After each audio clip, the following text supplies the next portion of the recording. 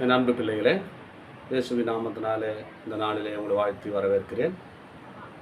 ஏசாயா தீர்க்கதரிசனம் 51:2.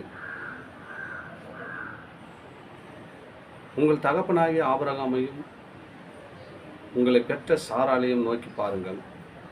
அவன் ஒருவனாய் இருக்கையில் நான் அவனை அழைத்து அவனை ஆசீர்வதித்து அவனை பெருக பண்ணினேன். யாரெல்லாம் தனிமையாக இருக்குன்னு நினைக்கிறீங்க? ஆபிரகாம் தனிமையாக தான் இருந்தார். அவர் வாழ்க்கையில் தனிமையத்தினால் அவசப்பட்டிருப்பார். அப்புறமா சாராளை இணைத்தார். சாராளை ஒரு குடும்பமாக ஆனது. குடும்பம் ஆன பிறகு அவர் சொன்னார், ஆண்டவர், இந்த கடற்கரை மணல் என்ன கூடுமா, வானத்தில் வச்சு என்ன கூடுமா, கூட முடியாதுனார். இதே போல உன் சந்ததியை பெருக பண்ணுவேன்றார். யாரெல்லாம் தனிமையாக இருந்து வேதனையோடு இருக்கிறீங்க, ஆண்டவர் உங்களுக்காக தான் அந்த வார்த்தை பேசுகிறார். அவர் தனிமை இருக்கும்போது அவர் அழைக்கிறார். ஆண்டவர் உன் பக்கத்தில் தான் உட்காந்துக்கிறாரு, ஆனால் நீ கூப்பிடுதில்லை. ஆபிரகாம் தன் சத்தத்துக்கு செவி சாய்த்தான். ஆண்டவருக்கு கூப்பிடும்போதெல்லாம் அடியேன்னு சொன்னான்.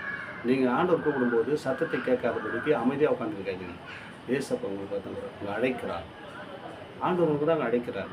ஒருவனாக இருக்கும்போது அழைத்தார், உங்களை ஆசீர்வதித்தார், பெருக பண்ணினார். உங்கள் வாழ்க்கையில் தனிமை என்று நினைக்காதீங்க.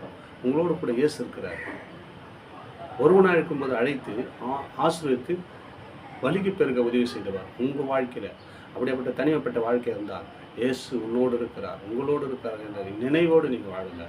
இயேசப்பா உங்களை வலிக்கு பிறகு உதவி செய்வார், உங்களை ஆசீர்வதிப்பார், உங்களை மேலும் மேலும் உயர்த்தி ஆபிரகாமை போல உங்களை ஆசீர்வதித்து வழிநடத்த அவர் வல்லவராக இருக்கிறார். ஆமென். God plus.